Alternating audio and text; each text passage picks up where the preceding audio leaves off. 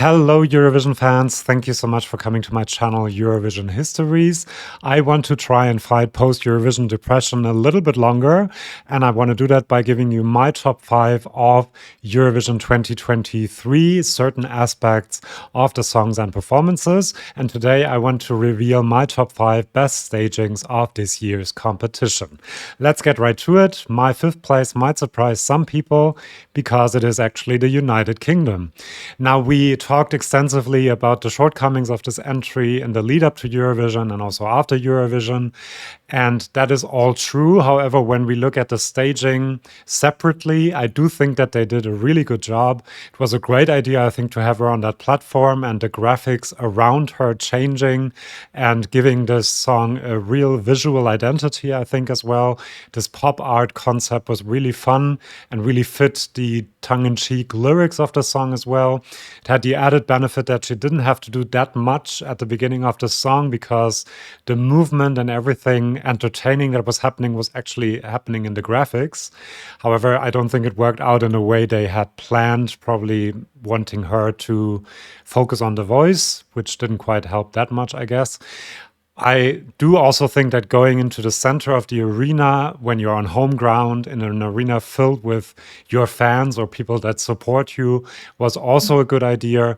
And so I do think that they had one of the best stagings this year. And the song did not come second to last because of the staging. Now, in 4th place, I have Czechia.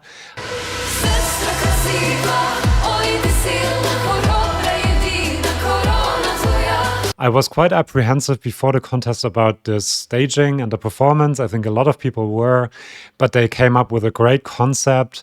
This uniform color scheme they had, the pink and the long braided hair that they used during the performance in different ways, signifying, I think, femininity. Also this hand graphic in the background, which was really powerful. I think it was supposed to signify abuse. And also the choreography helped a lot with them jumping around, supporting each other, this dance where they dance together, and also the prayer circle, as I call it, in the middle, made me quite emotional. And so I think this staging was really, really effective and elevated the song. Quite sad that they didn't do better because I do think that they deserved it.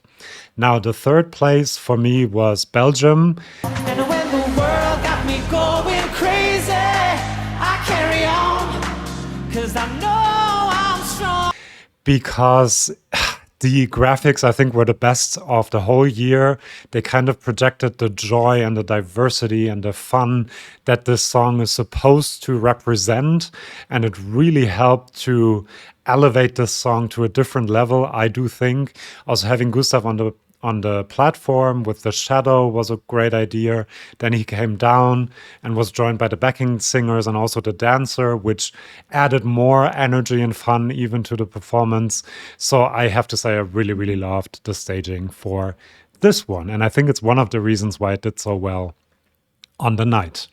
Now, first and second, I debated in my head quite a bit, and I kind of switched them from time to time, but I have decided to do the following and give Finland second place.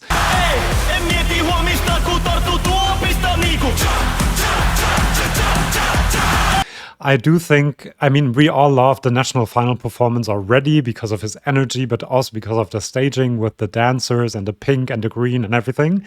And they kind of managed to lift it to a different level with the giant box, and everything in the performance, especially at the beginning, is connected to the box. He smashes it in the beginning, then he's on top of it, and you have this shadow effect, which was incredibly effective, I think. And then he releases or unleashes the cha-cha-cha dancers from the box as well. So I do think that that was really, really well done and a great, fun, entertaining performance. Obviously, he won the televote by a wide margin. Why I don't have it at number 1 is because I think they made him do a bit too much. He had to climb up, he had to smash it in the beginning, he had to run around, and then his vocals in the second part, in the Schlager part of the song, weren't as good as they might have been.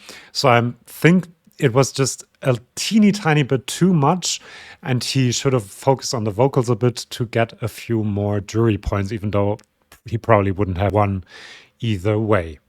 Now, my first place is Sweden.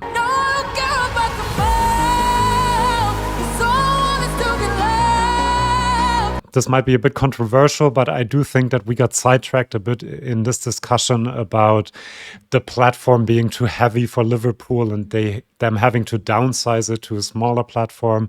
I do still think that this is a performance that you could see on a Grammy stage. It's a very noteworthy performance. It kind of connects to the song as well, because as the song lifts and grows, the platform lifts as well. And what I do like a lot about this is also that it gives Loreen room to show her emotions, which didn't quite happen in Euphoria. And so I do think that this is a masterful performance. The beginning especially also has a music video feel, which makes it look very professional. But then at the end, as I said, you can also see her emotions and connect to her. And I think that's the reason why she was second in the televote and why the juries also loved it so much. Also because her vocals were great, of course. But I do think that this was the best staging in Eurovision 2023. Let me know your top 5 in the comments, where you agree and don't agree with me, but also let me know why. And please subscribe to my channel. I'm going to do more top 5s of the best vocals, the best lyrics. Also, if you have suggestions, let me know in the comments, and I'll see you for my next video. Bye-bye.